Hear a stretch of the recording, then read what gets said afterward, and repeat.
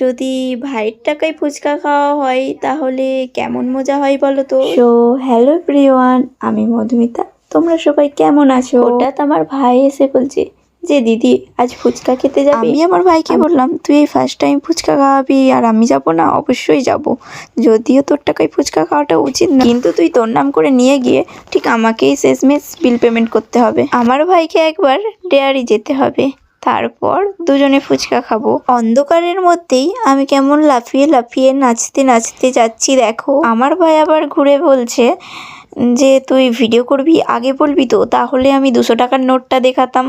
আমরা চলে এলাম ফুচকা খেতে। যদি ভাইয়ের টাকায় ফুচকা খাওয়া হয় তাহলে কেমন মজা হয় বলো তো। আমার তো প্রচুর মজা হচ্ছে, কারণ ভাইয়ের টাকায় ফুচকা খাচ্ছি। এ ভাই তুই দাঁড়িয়ে দাঁড়িয়ে কি দেখছিস রে?